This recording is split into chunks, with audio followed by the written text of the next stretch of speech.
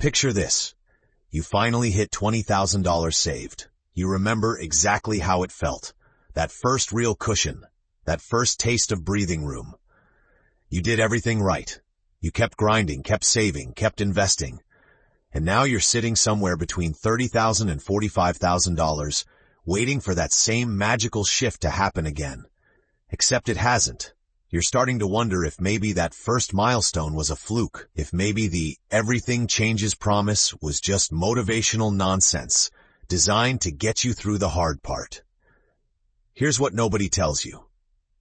There's a second threshold, and it's not $100,000, and it's not some far-off retirement number that feels impossible to imagine. It's $50,000. And what happens at $50,000 is arguably more important than what happened at $20,000, because this is the number where the entire relationship between your effort and your money quietly flips. My name is Marcus, and I spend way too much time thinking about money, financial psychology, and the specific thresholds where everything about your financial life quietly rewires itself. If you've already hit that first milestone and you're wondering why the magic seems to have worn off, stick around, because I'm about to explain exactly what's happening and why $50,000 is the number that changes the game again. Let's start with why $20,000 felt so dramatic in the first place. At that level, you crossed out of pure survival mode. Emergencies stopped being catastrophes. You got some negotiating power at work. Your brain finally had room to think beyond next month's rent. That was a real and important shift. But here's the thing most people don't realize. $20,000 changes your psychology. $50,000 changes your math. Up until now, your investment returns have been almost decorative. Nice to see, but not exactly load-bearing. If you have $20,000 invested and you're earning a solid 8% annual return, that's about $1,600 a year. That's real money, don't get me wrong. But if you're also saving $1,000 a month, your own contributions are doing roughly 7 times more heavy lifting than your investments are. Your money isn't really working for you yet. You are still doing almost all of the work, and your investments are just tagging along for the ride. Now let's look at what happens once you cross $50,000. At that same 8% return, you're generating about $4,000 a year without lifting a finger. Suddenly, your investments are contributing almost as much annually as 4 months of dedicated saving would. This is the point where your money stops being a passenger and starts being a genuine coworker. It's not doing all the work yet, but it's finally pulling real weight. Here's where the math gets genuinely wild. Let's say you're consistently saving and investing $1,000 a month at that same 8% return. Getting from zero to your first $20,000 takes a little over a year and a half. But watch what happens after that. Getting from $20,000 to $50,000 takes roughly 2 years. Getting from $50,000 to your next $50,000, meaning $50,000 to $100,000, takes less time than that.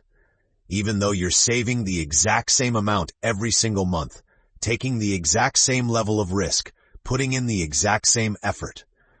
The only thing that changed is that you now have a bigger base of money compounding alongside your contributions.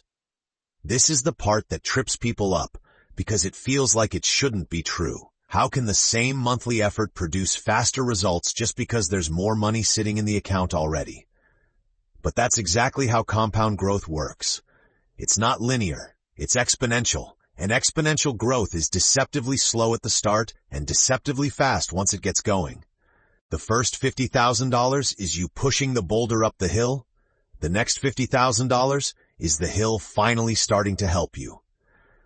But I promised you this was about more than math. And it is, because $50,000 also triggers a psychological shift that's honestly more interesting than the numbers themselves. At $20,000, you stopped feeling like every emergency was a disaster. At $50,000, something different happens. You stop feeling like your job is the only thing standing between you and financial ruin. Think about the difference between those two feelings. At $20,000, you have breathing room. At $50,000, you start having options. Real options. Not I could theoretically survive a few months without income options, but I could actually make a significant life change and be fine options. Maybe that means finally leaving a job that's been quietly draining you for years. Maybe it means negotiating harder because you genuinely don't need this specific position to survive. Maybe it means taking a calculated risk on a business idea you've been sitting on. The point isn't that you necessarily do any of these things. The point is that for the first time, you actually can, and your brain knows it. There's a specific kind of confidence that comes from having $50,000 that's completely different from the relief of having $20,000. Relief is passive. It's the absence of panic. Confidence is active. It's the presence of genuine options. And when your baseline emotional state shifts from relief to confidence, it changes how you show up in literally every area of your life. You negotiate differently. You take on projects differently. You handle conflict differently. People who don't know your bank balance can often sense that something about you has changed, even if they can't quite articulate what it is. Now here's where I need to address the elephant in the room. Because if you're sitting there thinking $50,000 feels impossibly far away, I want to walk you through exactly why it's more achievable than it feels, and also be honest about the biggest mistake people make once they get close to it. Let's talk about the mistake first, because it's the one that derails more people than any market crash ever could. Once people get somewhere around $35,000 to $40,000, a strange thing happens. They start to feel rich. Not rich in an absolute sense, but rich relative to where they started. And that feeling of relative wealth is dangerous, because it's exactly when people start making exceptions. They upgrade their apartment because they can finally afford it. They finance a nicer car because their credit score improved and the payment isn't that bad. They take a big vacation because they've earned it after years of discipline. Here's the problem. Every dollar you pull out at $35,000 or $40,000 doesn't just cost you that dollar. It costs you that dollar's entire future compounding potential. Pulling $10,000 out of your investments at this stage to fund a lifestyle upgrade doesn't just delay your $50,000 milestone. It can push it back by a year or more, because you're not just losing the principal, you're losing all the growth that principal would have generated for the rest of your investing life. This is the single most common reason people get stuck oscillating between $30,000 and $40,000 for years instead of pushing through to $50,000 and beyond. The people who make it through this zone successfully aren't necessarily the ones who save more aggressively than everyone else.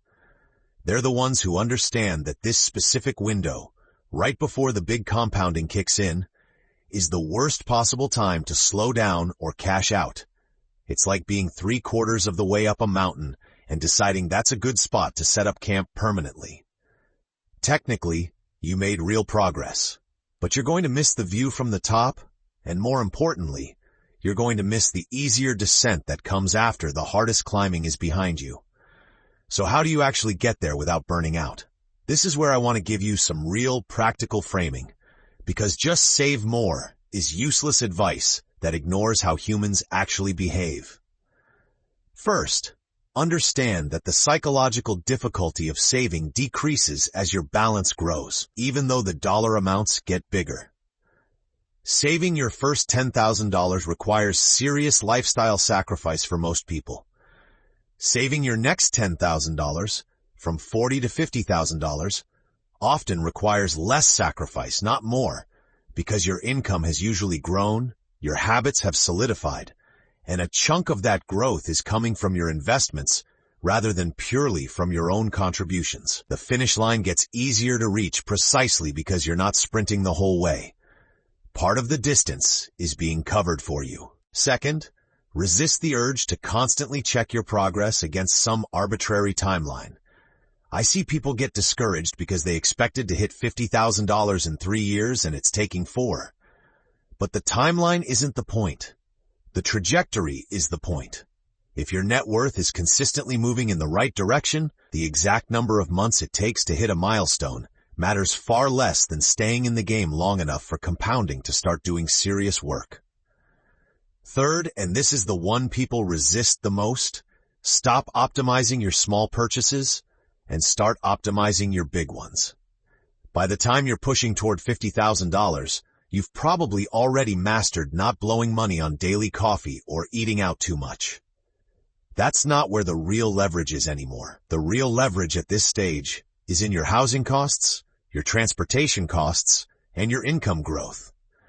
Someone who spends an extra hour a month negotiating their salary or shopping their insurance rates will move the needle more than someone who spends that same hour meal prepping to save on takeout.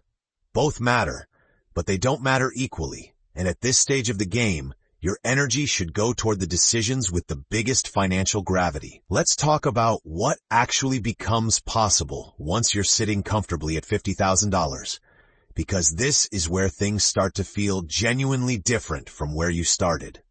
At this level, you have real flexibility around career risk. Say a friend offers you a stake in a business they're starting.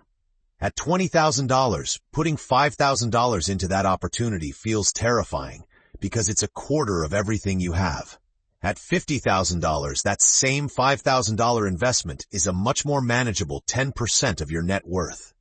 You can actually evaluate the opportunity on its merits instead of through the lens of pure fear. You also start to have real options around housing, whether that means finally having a solid down payment cushion or simply having enough stability to move to a better location for a job opportunity without panicking about the upfront costs. $50,000 gives you room to make housing decisions strategically instead of reactively. Perhaps most importantly, $50,000 is often the point where people start seriously considering what financial independence could actually look like for them.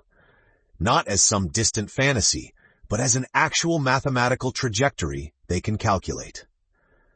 Once you see real numbers compounding on their own, retirement and financial freedom stop being abstract concepts you vaguely hope will work out.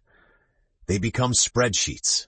They become timelines. They become things you can actually plan around instead of things you can only hope for. I want to leave you with one last thing, because I think it's the most important part of this entire conversation. The jump from $20,000 to $50,000 is where most people quietly give up, not because the math gets harder, but because the emotional payoff feels smaller. The first $20,000 came with a dramatic, obvious shift you could feel in your bones. The next $30,000 feels more gradual, more boring, less like a movie montage, and more like just showing up over and over again without much fanfare. But that boring middle section is exactly where the real wealth building happens. It's unglamorous. It doesn't feel like a breakthrough while you're in it, but if you stay in the game through this stretch, you come out the other side with something far more valuable than a good feeling. You come out with money that's finally starting to make more money than you are. And once that shift happens, everything after it gets progressively less about grinding and more about simply not getting in your own way. Stay boring for a little longer. The $50,000 number is closer than it feels, and it's worth every unglamorous month it takes to get there.